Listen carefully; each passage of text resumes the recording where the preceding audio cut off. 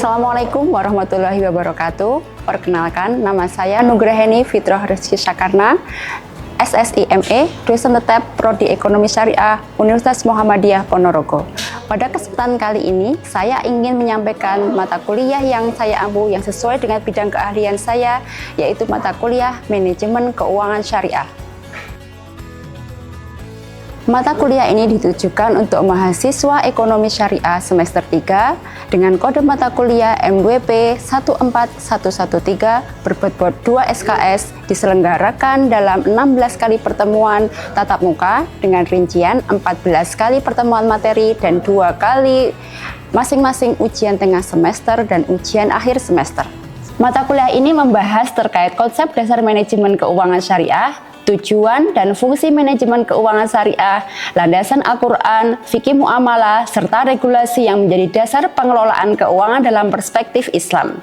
Mahasiswa juga akan mempelajari berbagai aspek pengelolaan keuangan syariah, mulai dari analisis laporan keuangan, analisis rasio keuangan, keputusan investasi, keputusan pendanaan, pengelolaan modal kerja, hingga manajemen risiko dan evaluasi kinerja keuangan berdasarkan prinsip-prinsip syariah.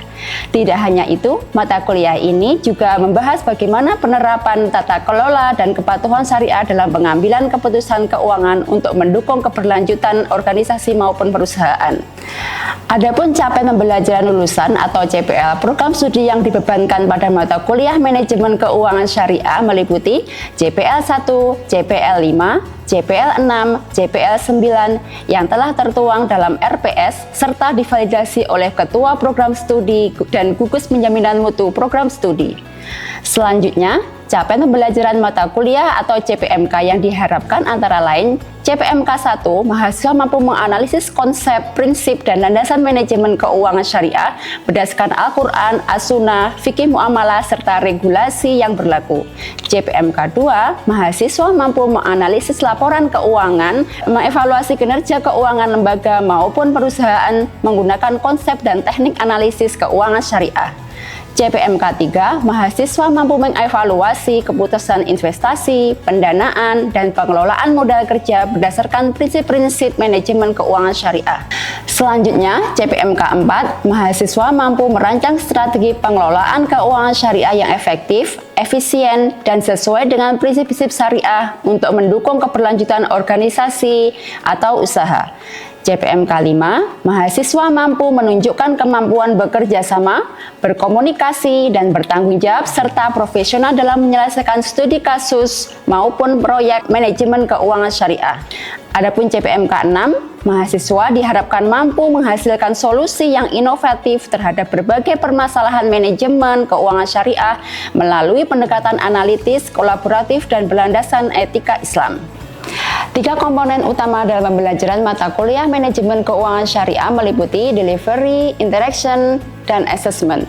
Pada tahap delivery, saya akan menyediakan rencana pembelajaran semester atau RPS, bahan ajar, video pembelajaran, serta materi perkuliahan yang dapat diakses mahasiswa melalui LMS. Materi yang saya sampaikan didukung oleh berbagai media pembelajaran seperti video pembelajaran, Learning Management System atau LMS, presentasi interaktif, aplikasi financial planning, serta spreadsheet.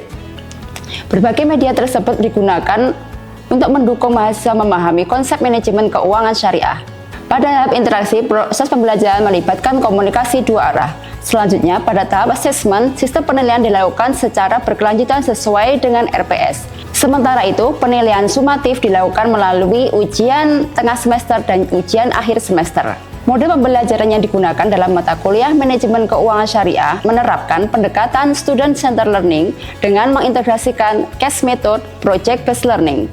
Melalui pendekatan ini, mahasiswa didorong untuk berperan aktif dalam proses pembelajaran melalui analisis studi kasus, diskusi kelompok, dan presentasi hasil pembelajaran.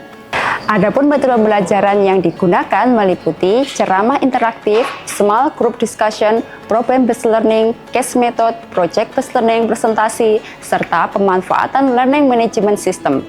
Referensinya saya gunakan dalam mata kuliah ini ada berupa buku referensi saya sendiri dan buku referensi para ahli dan juga jurnal-jurnal terbaru untuk menunjang belajar mahasiswa. Baik, berikut adalah video proses pembelajaran pada mata kuliah Manajemen Keuangan Syariah dengan materi pada pertemuan ke-13 yakni Strategi Pengelolaan Keuangan Syariah. Mari kita simak. Assalamualaikum. Waalaikumsalam. Selamat pagi semuanya. Pagi. Gimana, masih semangat?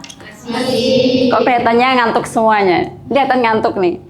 Oke, sebelum pembelajaran dimulai sudah absen di Simtik semuanya? Sudah. Nah, bagi yang belum saya beri waktu 1 menit untuk membuka Simtik, kemudian bisa absen.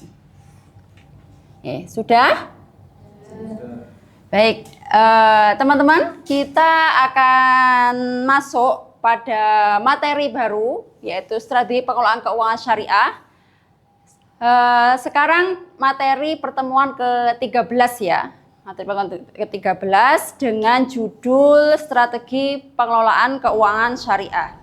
Nah, sebelum masuk ke materi baru ini, materi Strategi Pengelolaan Keuangan Syariah, kita akan review dulu materi sebelumnya. Kita review dulu materi sebelumnya. Nah, kemarin kita sudah belajar tentang evaluasi kinerja keuangan syariah. Coba sekarang Bu Heni mau tanya, siapa ini masih ingat mengapa evaluasi kinerja keuangan penting dilakukan pada perusahaan syariah? Ada yang ingin menjawab? Saya, Bu. Oke, Aziza, monggo. Silahkan, Aziza. Menurut sependek pengetahuan saya, evaluasi kinerja keuangan itu dilakukan untuk agar memastikan seluruh aktivitas keuangan itu telah berjalan sesuai dengan prinsip-prinsip syariah seperti itu. Oke, baik. Terima kasih Aziza, betul sekali jawabannya. Kemudian selanjutnya, coba kita review lagi materi sebelumnya.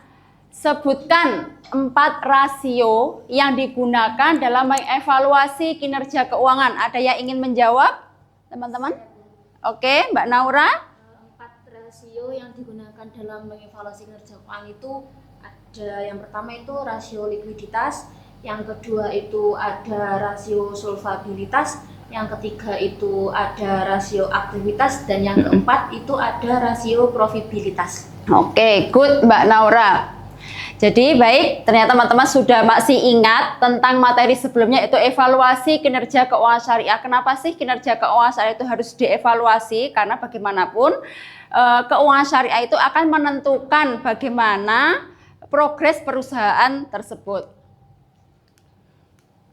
Oke, selanjutnya tujuan pembelajaran. Nanti kita ini tujuan pembelajarannya apa sih belajar ini?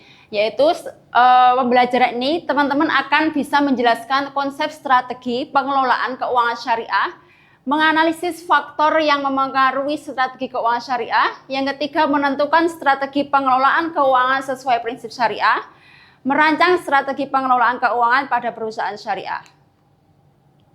Nah, sebelum masuk ke materi baru, nih Bu Eni mau tanya nih untuk mancing diskusi teman-teman, untuk memancing pikiran kritis teman-teman. Coba sekarang, siapa yang ingin menguraikan atau menjawab pertanyaan? Jika hasil evaluasi menunjukkan kondisi keuangan perusahaan kurang baik, apa yang harus dilakukan manajemen? Nah, siapa yang ingin menjawab? Oke, Mbak Saskia. Menurut saya,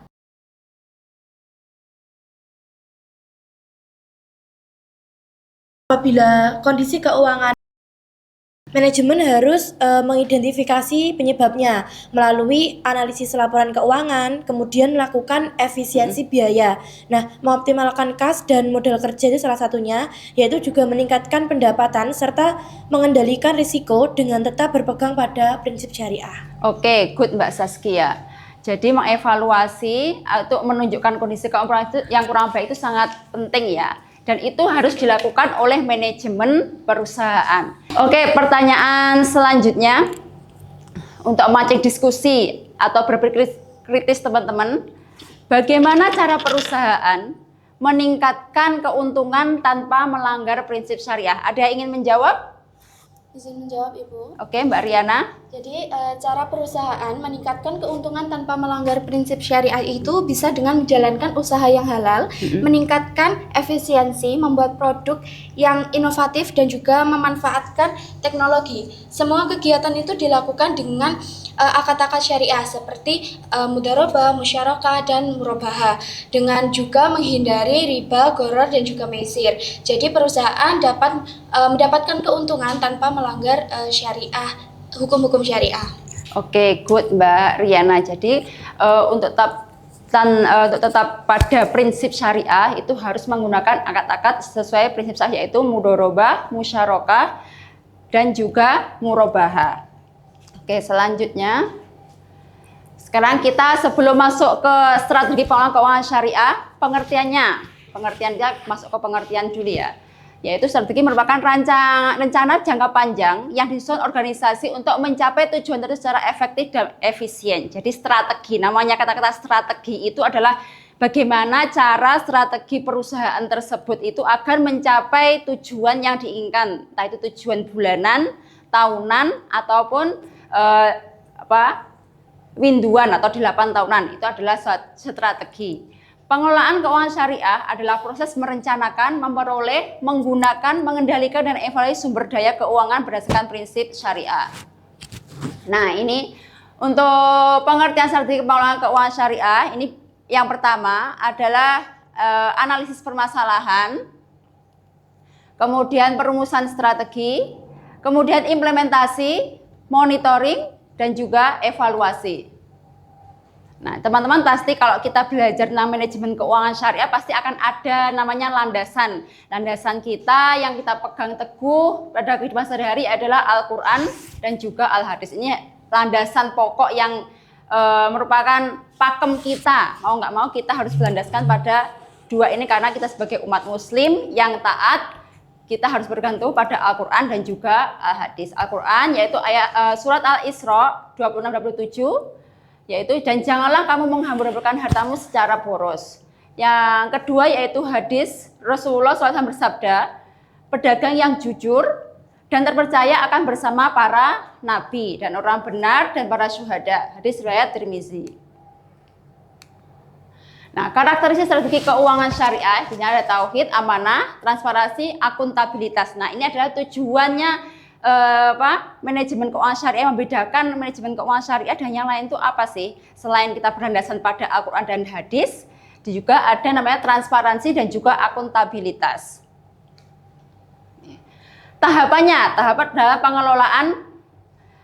dalam pengelolaan strategi pengelolaan keuangan syariah. Yang pertama ada mengidentifikasi kondisi keuangan perusahaan melalui analisis laporan keuangan. Nah, analisis ini dilakukan terhadap ada posisi kasnya. Jadi setiap bulan itu bagian manajemen atau bagian keuangan itu harus mengaudit keuangan perusahaan. Gunanya untuk apa? Gunanya untuk melihat sehat nggak sih perusahaan ini, kira-kira sehat nggak sih bisnis ini. Nah, perlu adanya audit keuangan, posisi kasnya itu di mana, kemudian asetnya itu apakah bertambah, apakah semakin menyusut, dan juga kewajibannya apa, modal, laba, arus kas, dan juga rasio keuangan. Contohnya, sebuah BMT mengalami penurunan laba selama 2 tahun berturut-turut.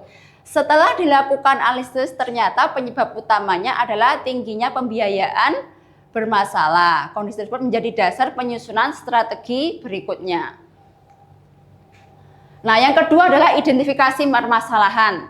Pasti kalau teman-teman kalau sudah pernah bekerja di perusahaan ataupun punya perusahaan sendiri atau punya bisnis, itu teman-teman harus rajin-rajin mengevaluasi dan mengidentifikasi permasalahan yang menyebabkan perusahaanku ini kok semakin asetnya menyusut apa. Nah, itu harus diidentifikasi.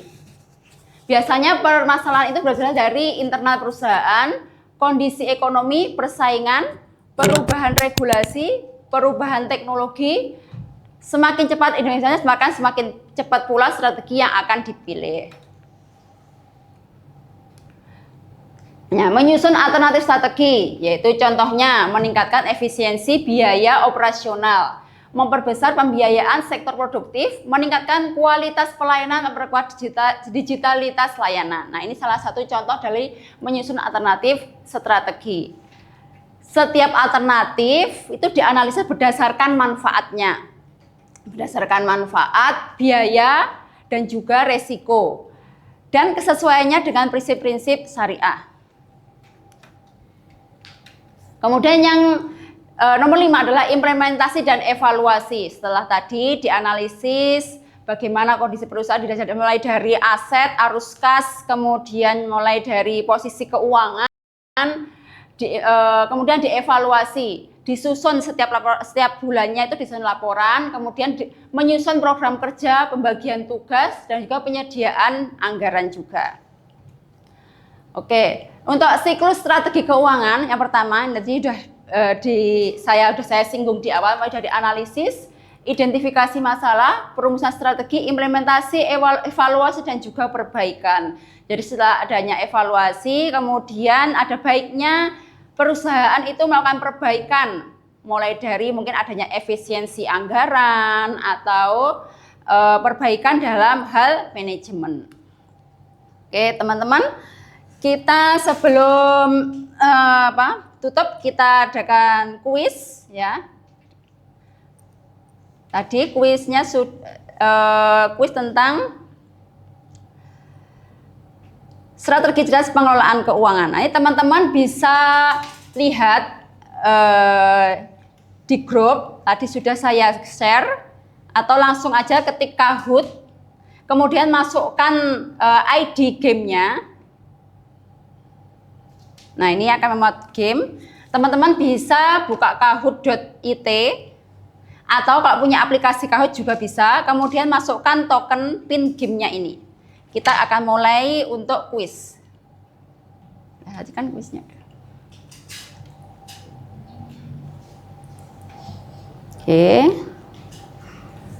Oke, sudah ada Mbak Kelsya yang mau login dulu. Nah,